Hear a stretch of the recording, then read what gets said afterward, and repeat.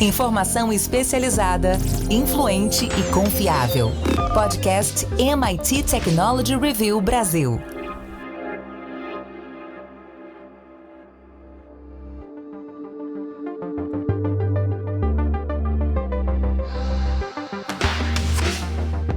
Olá, eu sou André Miceli e esse é mais um podcast da MIT Technology Review Brasil. Hoje, eu e Rafael Coimbra vamos falar sobre como usar a tecnologia para aumentar a sua produtividade. Muitas pessoas estão usando o Notion para planejar toda a sua vida, mas certamente outras ferramentas podem ajudar não só a trabalhar melhor, mas também a viver melhor. Antes da gente começar, eu quero dizer que esse podcast é um oferecimento do site Líder em Analytics e também te convidar para entrar para a nossa comunidade. Vai lá em www.mittechreview.com.br/assine. Rafa Coimbra, usar a ferramenta no local de trabalho, ferramentas que aumentam a produtividade, é quase um pleonasmo quando a gente pensa no uso da tecnologia da informação. Toda a tecnologia nasce em função e se desenvolve em função ou de possibilidades de aumento de receita ou de possibilidades de diminuição dos custos operacionais. E aí o aumento de produtividade é um objetivo quase que padrão da construção de projetos. Só que agora, algumas das pessoas que vão se habituando a usar essas ferramentas acham que elas também podem usar essas soluções para gerenciar o seu tempo livre. É exagero ou faz sentido levar a tecnologia nessa direção?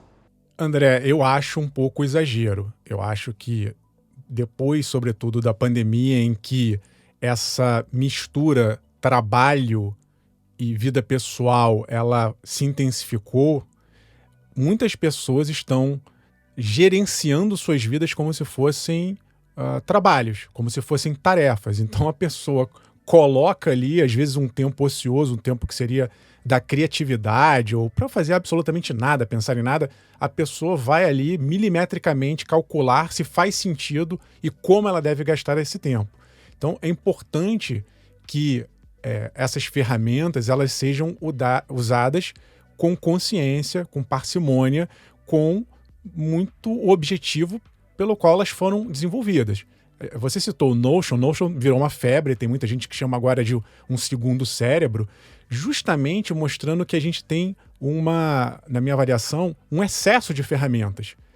Tem tanto aplicativo para tudo que o Notion, uma das propostas desse aplicativo é que você consiga customizá-lo de acordo com as suas preferências. Então você centraliza diversas funções, dá uma organizada nas ferramentas que servem para organizar o seu trabalho. Mas como você falou, tem gente que joga ali também, já que está tudo centralizado, por que não colocar aqui a parte da vida, a parte do tempo livre nessa ferramenta?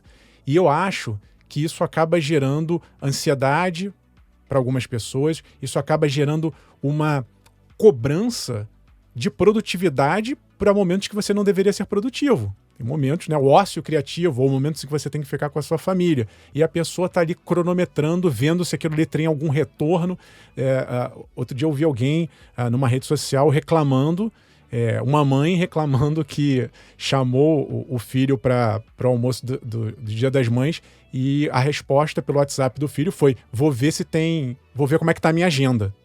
Então essa mistura do pessoal com o trabalho, eu acho que tem que se tomar cuidado. A gente está numa era em que há essa pressão por produtividade, há muitas vezes um cansaço que a gente nem vai percebendo, porque com essas ferramentas e medindo tudo, e não estou só falando do Notion, por exemplo, mas todo mundo tem um smartphone, muita gente tem um smartwatch, e você fica ali o tempo inteiro medindo do batimento cardíaco ao tempo da reunião. Esse excesso de autocobrança, ele pode ser, sim, prejudicial. A gente tem visto um aumento muito grande de casos de burnout, de problemas de saúde mental. Eu acho que muito por conta dessa cobrança, não só a cobrança que vem do trabalho, mas agora eu acho que as pessoas estão acabando se cobrando de si mesmo como se fossem trabalhos e às vezes cobram da família, dos amigos, né, das relações pessoais também como se fosse trabalho. Em vez de você encontrar uma pessoa, você quase que marca uma reunião com aquela pessoa para discutir uma coisa que era só sentar na mesa do bar e bater um papo furado. E a gente vai agendando cada momento desse da vida. É preciso, sim, tomar cuidado. Tem um fenômeno, Rafa, que um professor da Universidade de Nova York, professor de psicologia, Gabriele Oettingen, traz, que é conhecido como a falácia do planejamento. E a tese é que você gasta mais tempo organizando e otimizando a vida e isso é contraproducente. Eventualmente, fazer lista de tarefas se torna mais importante do que concluir as próprias tarefas. É claro que você está falando de casos específicos, também não dá para pregar o caos, mas esse tipo de solução, ele acaba sendo importante para quem gosta de se sentir organizado. É sutil a diferença, mas se sentir organizado não necessariamente é de fato aumentar essa organização. Então, claro que essa é uma questão extremamente pessoal, mas ter elementos que ajudam a estruturar e a simplificar as vidas, as nossas vidas, independentemente da realidade, se é que a gente pode dizer que existe algum processo real nesse processo, a gente vai lidar muito com as perspectivas e com a autopercepção. Tem uma característica que pode transformar essa demanda que é de fato muito grande, porque estamos todos sendo cobrados por resultados e como você disse, Rafa, dá para medir muito mais coisa hoje em dia. Tem uma percepção de causa e opressão que acabam sendo muito fortes na vida da grande maioria das pessoas. E essa divisão entre trabalho e vida pessoal também ficou mais parca. É mais difícil enxergar essa fronteira depois da pandemia. Ficamos trabalhando em casa e aí existem elementos híbridos que fazem com que não necessariamente você seja mais produtivo efetivamente, mas você também fica com um pouco da percepção de que está sempre trabalhando. Então, organizar esse processo é importante. E é curioso ver o caminho oposto do que foi, por exemplo, com o Office. Quando a Microsoft claramente foi conivente ou leniente com a pirataria de Windows e Office, lá nos anos 90, com a tese de que se as pessoas usassem essas soluções, esses softwares nas suas casas, quando chegasse a hora de levar para o trabalho, naturalmente os softwares da Microsoft seriam a escolha, porque a curva de aprendizado já teria sido vencida, isso se mostrou uma estratégia bastante acertada. E agora a gente meio que faz o caminho oposto. Especificamente quando a gente olha para o Notion, a gente vê uma ferramenta que foi ganhando espaço no mercado corporativo e depois as pessoas começaram a usar para gerenciar as suas vidas pessoais. Você acha que isso é uma tendência, Rafa? A gente vai buscar outros elementos da nossa vida corporativa para tentar incorporar na nossa vida pessoal? Eu acho que sim, André. Só que, nesse momento, a gente está, eu diria que numa fase de laboratório. Essa organização, ela é extremamente necessária, sobretudo para quem está trabalhando nesse modelo híbrido. Eu me dou como exemplo. Eu não usava aplicativos de organização. Hoje eu dependo deles, eu uso alguns. Né? Já tentei usar o Notion, acho que dá mais trabalho para configurar do que eu fazer a mudança do que eu já tenho. Um dia talvez eu pare e tente me concentrar, porque realmente essa promessa de unificar tudo, centralizar tudo num aplicativo só, faz sentido. Apesar de eu achar que em algum momento uma grande Big Tech dessas, ou Microsoft, ou Google, ou Apple, vai acabar uma delas incorporando essas funcionalidades. Não vejo o Notion como um super produto. Acho que alguém vai copiar isso aí rapidinho. De qualquer maneira, essa organização que é necessária, ela, como eu disse, é boa nesse momento, é um momento de laboratório. Acho que cada um de nós tem que testar as ferramentas. Eu testei várias até que eu cheguei no modelo que eu acho adequado para mim. A grande questão é o momento em que você vai saber se organizar no momento do trabalho e saber a hora do corte. É esse corte que está cada vez mais difícil.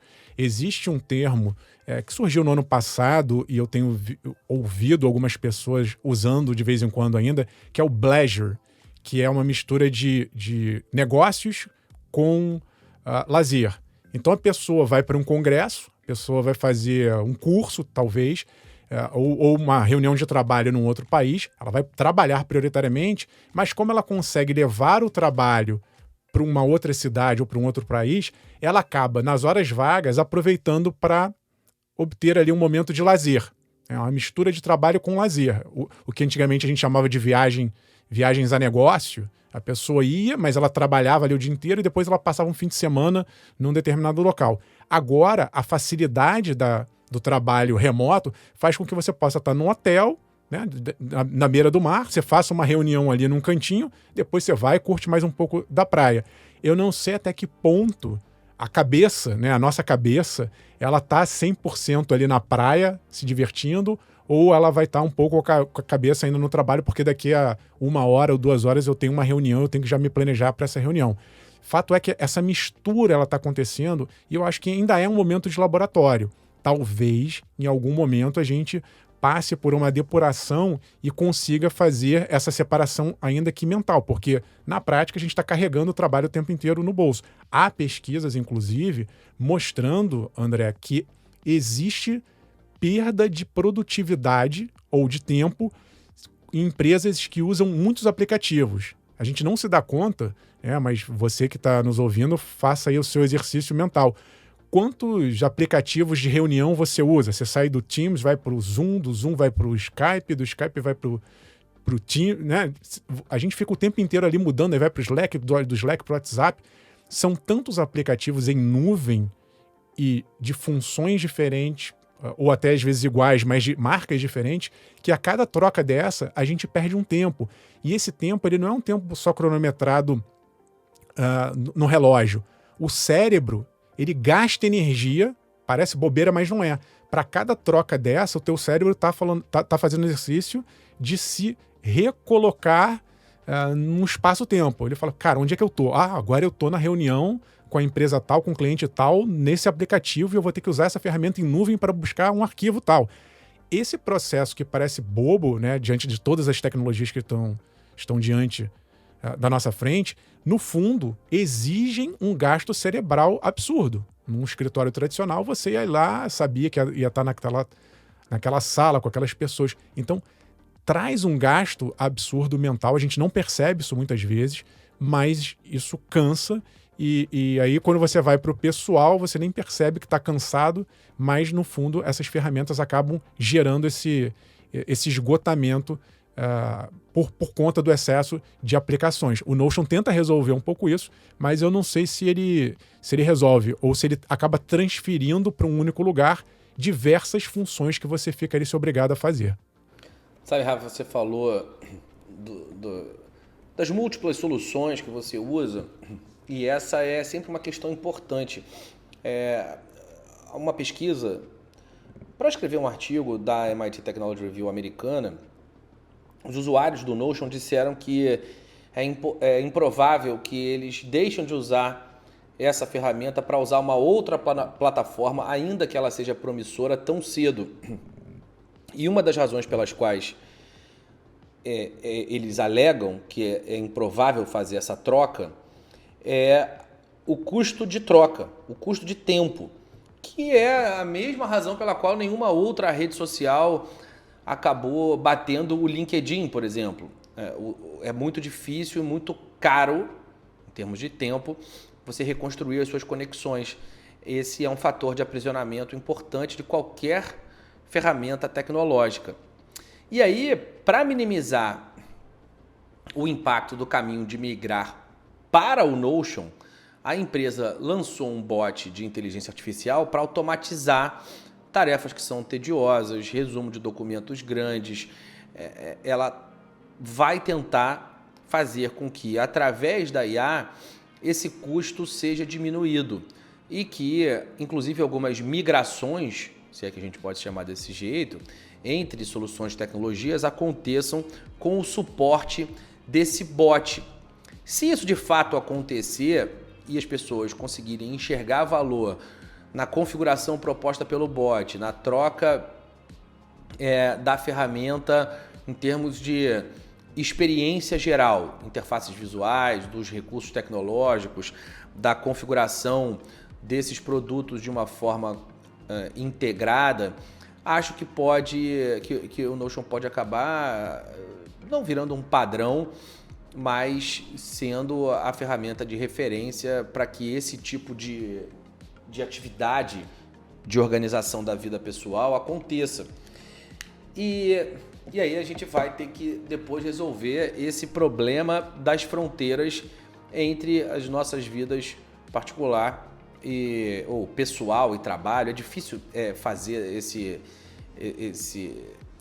encaixe como se o trabalho não fosse pessoal, mas enfim, o fato é que da vida fora com a vida dentro do trabalho. E evidentemente isso tem desdobramentos importantes em todas as questões de saúde mental, de estresse, de esgotamento físico. Tudo isso que você colocou acaba sendo reverberado pelo potencial de uso da ferramenta.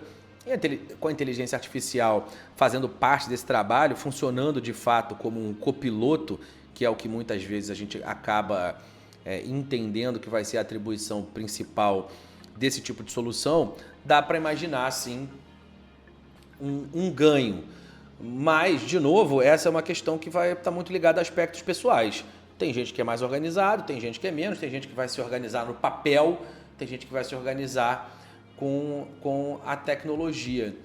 Onde mais, Rafa, você imagina que pode existir essa interseção entre trabalho e soluções que são utilizadas no trabalho e soluções que são utilizadas fora do trabalho, ou atividades que existem fora do trabalho que hoje em dia não são feitas com o suporte de tecnologia, que podem passar a ser? André, tudo hoje é medido. Então, eu acho que esse conceito do trabalho, né, a gente fica esperando um retorno, né, um ROI, um retorno sobre alguma coisa. Então, a pessoa vai treinar, vai correr, ela tem que bater a meta dela ali, o reloginho vai ajudar. Agora o reloginho mede sono. Eu tenho que ter amanhã um sono melhor do que eu tive hoje. Essa metrificação da vida, ela acaba, né, são ferramentas que você usa e tem à disposição e acabam moldando o nosso tempo livre como se fosse um trabalho. Eu achei interessante essa colocação da inteligência artificial, André, que talvez ela seja, vou pensar aqui positivamente, a grande solução para organizar isso. De uma certa maneira, eu acho, como eu disse, que em algum momento uma dessas Big Techs comprará o conceito Notion, e aí a gente tem que ficar ligado também, porque quando a gente transfere a nossa memória, basicamente é isso que um aplicativo desses faz, ele começa a tomar conta ali da nossa vida e das nossas informações, como esses outros aplicativos eu também citei aqui no caso da saúde fazem isso. O que acontece é que a gente tem uma série de informações e padrões e hábitos que estão dispersos nessas empresas, nessas ferramentas todas, e o Notion tenta meio que organizar. Mas eu acho que depois desse passo de alguma outra Big Tech incorporar esse conceito, e a gente ficará dependendo, isso é um risco, eu estou chamando a atenção por conta disso, porque a gente está transferindo um pedaço do nosso cérebro, né? Na verdade, a gente está digitalizando um pedaço da nossa memória, um pedaço do nosso funcionamento de organização cerebral e transferindo e delegando isso para uma máquina, ou para alguns aplicativos, ou para um só, no caso do Notion. Mas, em algum momento, eu acredito que a inteligência artificial vai fazer o papel de entender esses padrões, mapear quais são os nossos hábitos, os nossos horários, e vai gerenciar a nossa vida como um Notion. O Notion hoje ele é passivo. Você tem que dar comandos e inserir ali os dados e fazer com que a coisa se organize. Em algum momento, a inteligência artificial será capaz de fazer uma varredura em todas essas ferramentas que nós usamos, todos os nossos dados, avaliar nossos padrões e organizar a nossa vida. E aí talvez a inteligência artificial, nesse momento, ela diga, olha, aqui relaxa porque você vai trabalhar de tal a tal hora, de tal a tal momento, e agora você não precisa se preocupar, agora é seu tempo livre, deixa comigo porque a tua agenda de amanhã ou da próxima semana eu vou organizar. Eu sei melhor de você do que você mesmo e talvez isso seja uma libertação organizacional.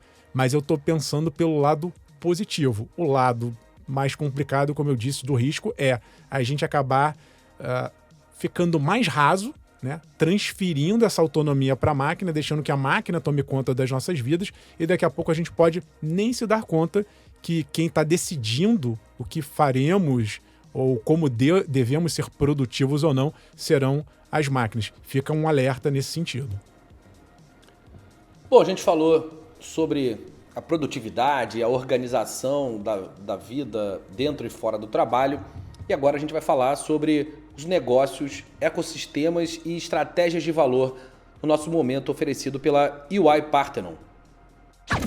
Momento Estratégias de Valor. Momento Estratégias de Valor. Apresentado por EY Parthenon. Mais um Momento Estratégia de Valor aqui na MIT Technology Review Brasil. Essa é a nossa parceria com a EY Parthenon. E ao longo das últimas semanas a gente tratou aqui dos períodos em que as adversidades se impõem. A gente vem discutindo isso sob a perspectiva dessa conversa com o Leandro Berbet, que é sócio da EY Parthenon. E agora, nesta semana, a gente chega em um ponto interessante. A gente coloca, claro, não tinha como ser diferente, a tecnologia nesse contexto. Investir em tecnologia ajuda em um momento em que a empresa se vê diante de adversidades, de um momento em que todo o contexto é de desafios? É uma tecnologia a solução ou ela é um fator de suporte? Ela é um apoio para essa guinada, para essa transformação, para a superação desse momento de adversidade. Leandro? Oi, Arson, prazer sempre falar contigo. Não, certamente, né? Eu acho que, de fato, a tônica do momento tem sido melhoria de performance, né? E não é fácil, né? As empresas vêm tentando melhorar a performance, mas acho que nesse momento em especial, focar, né, em melhorar custo, né? Tomar cuidado com a sua estrutura organizacional, melhorar o custo de negociação, melhorar o capital de giro, né, são aspectos muito importantes, né? Como fazer isso, né? Com muita disciplina. As empresas precisam de disciplina, precisam definir a sua ambição, onde querem chegar, quais são os benchmarks, né? Onde eu posso melhorar. Essa parte de diagnóstico é a primeira parte de uma transformação, né? Onde eu quero chegar e onde eu tenho espaço para melhorar, né? A partir daí você começa a detalhar as iniciativas que podem melhorar essas alavancas dimensionadas no primeiro momento, né? Então é uma parte de fato de diagnóstico, uma segunda etapa de desenho, né? Desenho e detalhamento do seu plano de ação e uma terceira e última etapa de transformação em si, de execução dessas iniciativas planejadas. Então, o que a gente sempre recomenda e suporta as empresas é nesse processo de fato, diagnóstico, desenho e implementação das iniciativas. Ter muita disciplina é super importante para tirar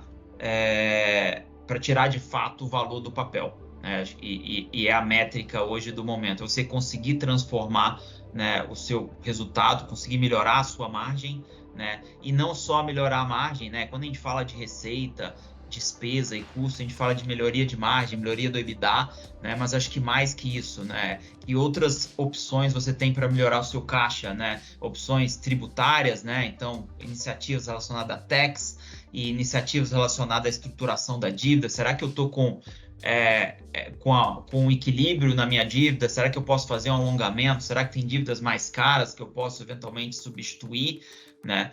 E também no tópico de capital de giro, né? Projetos de capital de giro estão relacionados a processos internamente para que você consiga operar com uma redução de estoque. Será que eu preciso de todo esse estoque para manter o meu nível de operação atual? Ou eu posso trabalhar com um nível de estoque melhor e liberar capital para investimentos, para serviços da dívida, né, para reduzir a minha dívida, entre outros. As mesmas coisas para fornecedores e pagadores. Né? Será que a gente não tem mecanismos de pagar os fornecedores com prazo um pouco maior ou eventualmente receber dos meus pagadores, meus clientes, com um prazo menor, né? E também tem mecanismo do mercado financeiro que permite você eventualmente antecipar a caixa no momento difícil, para evitar aí um caminho futuro de necessidade de liquidação e reestruturação da empresa também, que é um tópico que a gente pode abordar pouco. Bacana. Tá aí, portanto, o Leandro Berbet trazendo para a gente mais um insight poderoso, mais uma reflexão importantíssima para a gente aplicar no nosso dia a dia, nas nossas empresas, nas relações com os nossos clientes, no cotidiano das nossas relações profissionais.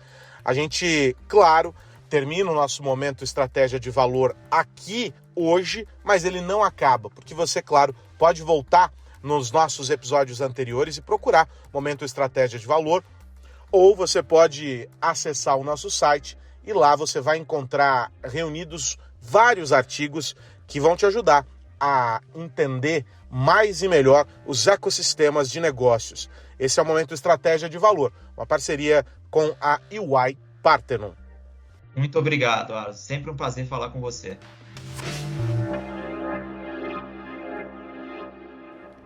Esse foi o nosso Momento Estratégia de Valor, oferecido pela EY Parthenon. O que mais você precisa saber? E agora eu te pergunto, Rafa Coimbra, no que ficarás de olho essa semana?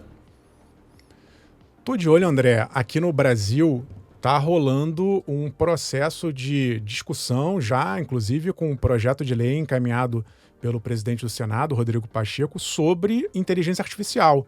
O Brasil está tentando criar algumas regras para isso tudo que a gente tem discutido aqui nos últimos podcasts e no nosso site, na nossa revista, que é para onde está indo a inteligência artificial, que freios a gente deve colocar, em que sentido a gente deve dar ali uma segurada na onda da inteligência artificial. Então, no caso do Brasil, tem alguns pontos que mexem muito com uma questão de transparência. Isso é um ponto importante, né? Explicar o tempo inteiro, segundo o projeto de lei, essas empresas que trabalham com inteligência artificial vão precisar dizer, por exemplo, que uma pessoa está lidando com uma inteligência artificial e não com um humano, porque a gente já viu, né, com o ChatGPT, que hoje nós somos facilmente enganados pelas máquinas. Então a gente vai ter o direito de saber se está lidando com uma máquina ou não. Tem algumas restrições específicas voltadas para crianças e adolescentes, né? É um público que é ainda mais inocente, que não percebe determinadas nuances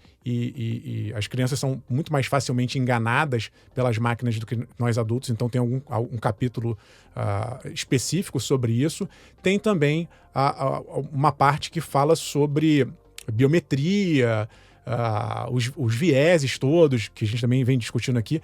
É um projeto interessante, não vai resolver todos os problemas, até porque a gente sabe que nesse campo de tecnologia a cada hora surgem novas coisas. De qualquer maneira, é uma intenção boa de se colocar esse tema em discussão e de se criar ali mínimos denominadores comuns para regular a inteligência artificial no Brasil. Isso não é exclusivo nosso aqui. Na Europa, a Europa está discutindo isso desde 2021, já está em fase avançada, vai ter uma legislação mais robusta no campo da inteligência artificial. E só para completar, nos Estados Unidos também rolou, agora semana passada, um encontro na Casa Branca, incluindo o presidente dos Estados Unidos, Joe Biden, com representantes do Google, Microsoft, OpenAI, que é a dona do ChatGPT, para também pensar em como regular a inteligência artificial, né? O Joe Biden, ele chegou a dizer que tem muito potencial, é uma tecnologia, especificamente ali na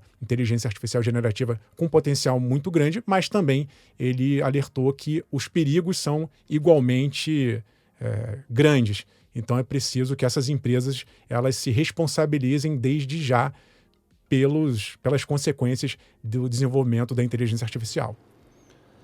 Rafa, eu estou de olho em duas coisas da MIT Technology Review. A primeira é que o prazo do Innovative Workplaces praticamente acabou.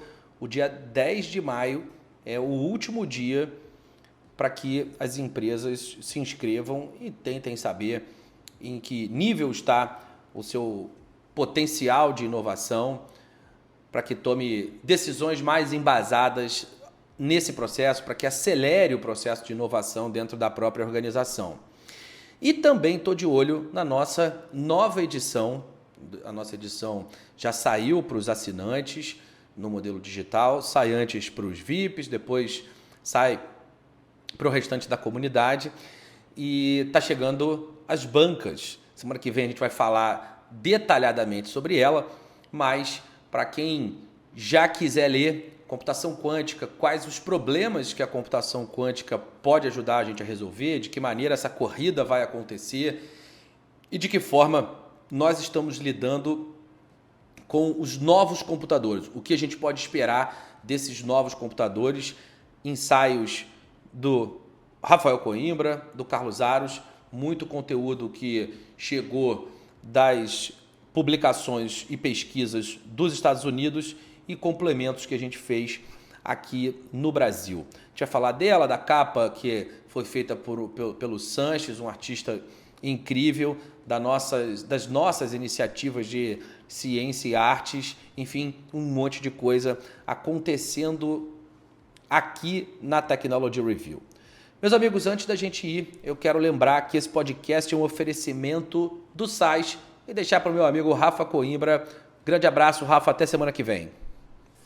Abraço, André, todo mundo que nos ouve. Fica a recomendação aqui para o pessoal também dar um pulo no nosso site, porque tem muito evento que a gente está fazendo aí pela frente. Acabamos de voltar do Web Summit, mas teremos eventos nossos, exclusivos do MIT. Alguns vocês têm acesso online, é só entrar na aba Eventos e ficar por dentro de tudo que a gente está aprontando por aí. Um grande abraço e até semana que vem.